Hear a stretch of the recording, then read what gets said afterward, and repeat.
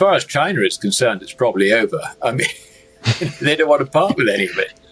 And, what interests us is I think that the tight-fistedness when it comes to rare earths also extends to silver. We know it extends to gold. I mean, China, I keep on saying China is like Hotel California as far as gold is concerned. You go in, but you don't come out. So, but I think it's now the case with silver. I don't think we're getting any supplies. And of course, ETF demand is just taking off. I mean, talking to various people. I mean, I had one podcast cancelled this week because they were too busy to do it. I mean, this is a bullion dealer who's absolutely swamped with buy orders, both gold and silver, and that's in one country, Australia. I also hear the same from my contacts in Switzerland, and I also hear the same from my contacts in America and also in the UK. I mean, everywhere suddenly everybody is beginning to buy. I mean, talking about retail market is beginning to buy, coin and small bars, and everybody's sold out. Yeah. Do you think under these circumstances that the price of silver is going to come back? Do you think that China is going to suddenly say, oh, well, we'll help you out. We'll let you have a bit of stock? I mean, no. Big backwardations in silver and lease rates soaring. I mean, I heard one report that it was 90% or something. I mean, this is desperate. This is desperation. The shorts are desperate. And, of course, the other thing they do, which continues to fuel the price, is they borrow ETF shares and sell them to get the underlying metal. And deliver it, if you like, in accordance with their obligations. But the problem is they're then short. They have got to reverse the trade. So they haven't actually got themselves squared. It's rather like a payday loan. They've bailed themselves out for only days, literally. This is, And, wow. I mean, experienced hands say that, they've never seen anything like this. I mean, not even the bunker hunt, sort of 40 years ago, it was quite so difficult as this. I mean, the bunker hunts, they were sorted out by a mixture of COMEX changing the rules. And I think that also the other thing is that they were going to get Arab backing. They were promised Arab backing. And the Arabs were persuaded not to play. So, their scheme fell apart, trying to corner the silver market. But there's not one person, just trying to corner the market. This is everybody realizing that silver is way underpriced. I mean, you have a gold-silver, I'm looking at my screen now, a gold-silver ratio of 79.98. It should be somewhere between 20 and 30, which means that silver is mispriced. And what's triggered it, obviously, is the rise in the price of gold. It's really sort of brought forward the cheapness. And of course, people who sold gold earlier on aren't going to go and pay $4,000. They're going to go and buy silver because they think it's the cheap way in. It is the cheap way in. Yeah, it makes an awful lot of sense. But they don't have the problem of having sold gold, let us say, at $2,500 to only to get over the emotional hump of trying to buy it back at 4,000, 4,100, 4,200, whatever. It's far easier to say, okay, forget gold, we'll go and buy silver. And that's what they're doing. I mean, and bear in mind also that if you look at global portfolios, their exposure to physical gold is less than 0.5%. And yet you have got people like Goldman Sachs and Bank of America and all the rest of it. Their strategists are now saying buy gold. And I think Morgan Stanley even turned around and said you should have 20% of your portfolio in gold. I think by that they mean in gold and gold-related investments, to be fair. What have the portfolio managers got? I mean, you look at these banks have got over $1 trillion of funds under management each. what do the poor investment managers do? They haven't got any of this stuff yet. The big high honcho in the head office is saying buy gold. His ultra high net worth individuals, $100 million each minimum, turning around and saying, "You're recommending gold. I haven't got any. Why haven't you bought some for me?"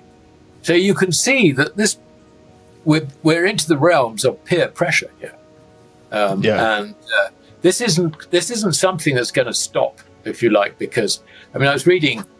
One of my Substack followers very kindly sent me a note from one of our papers, quoting experts saying, "Oh, this run is getting mature and it's getting very volatile and it's generally a sign of a top." Come on, they haven't a clue what's going on. They don't understand the dynamics of it. So it's a fascinating thing. Normally these problems are resolved by a rise in price, but the problem is, the more the price rises, the more people buy the stuff and the less stock there is around. I think there's a term for it, this sort of thing where a higher price, restricts supply even more and creates demand. I think it's a Giffen good or something. That's what we've got here. I don't know about you, Daryl, but I'm finding, having sort of promoted the idea that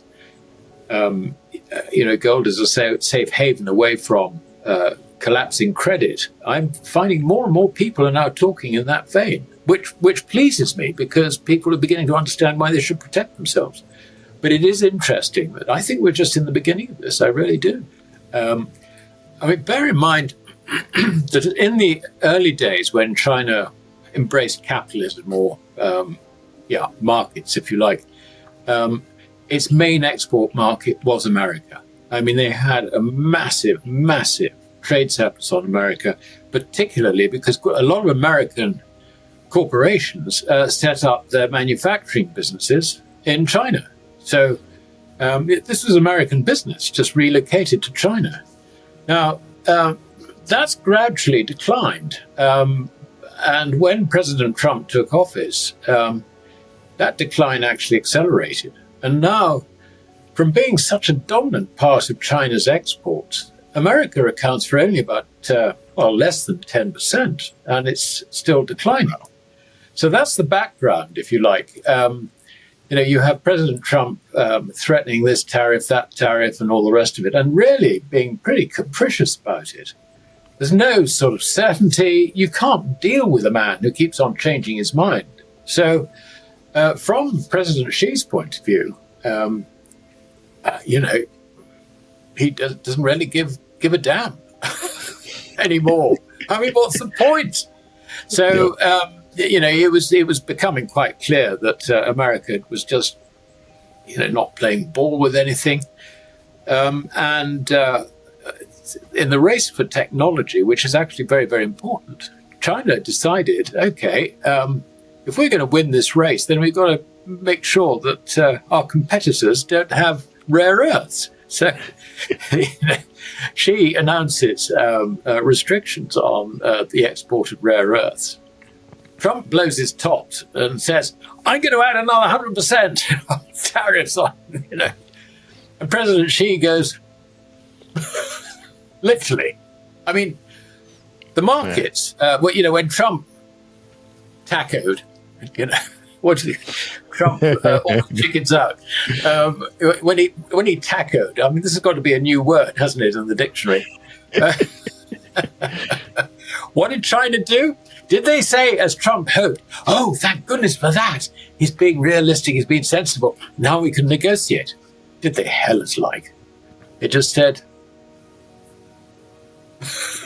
nothing. It's cold.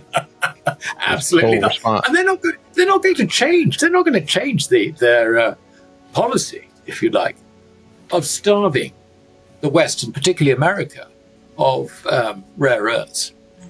And I think we can also add silver to that. This is something which nobody's talking about. But China has been controlling the silver market for a long time. It's obviously decided to no longer control it, because control of prices basically means that China has to export silver in order to supply the markets. And we know that there's been a supply deficit of silver for, 5-6 years. Met by what? The Silver Institute sort of says it comes out of investment silver and so on and so forth. Really? I think you'll find that it's actually been, on the margin, it was supplied by China. They've withdrawn from the market. So they're not, they're not in the business of suppressing the silver price in the West anymore. As far as they're concerned, they're going to hang on to their silver. We can go hang. Well, it's got the leverage. It's got the leverage of rare earths, which America desperately needs. But they're not going to get it. It's quite simple. It really is. I mean, I think even if Trump backed off and said, "All right, we won't do any tariffs at all," China would say, "Well, yeah, we might sort of help a little bit, but once bitten, twice shy." The schoolyard bully analogy. Actually, you go back to Modi of India. Because Trump tried to bully him about processing Russian oil. He said, right, 50% tariffs on India. So what did Modi do? He said he just refused to reply. And apparently Trump tried to phone him 4 times and Modi refused to pick up. And the next week he was over in Beijing or, in China for the SCO meeting. It was not Beijing, it was another of their many cities. Hugging and kissing with Xi and Putin. I mean, you couldn't have a clearer statement from India as to where they reckon their interests lie. I mean, India certainly exports quite a lot to America, but they weren't going to be bullied, and nor is Xi. And bear in mind also that they basically want to get rid of the dollar. Do they want to do more trade? More trade means they've got to have more dollars. No, they don't want that at all.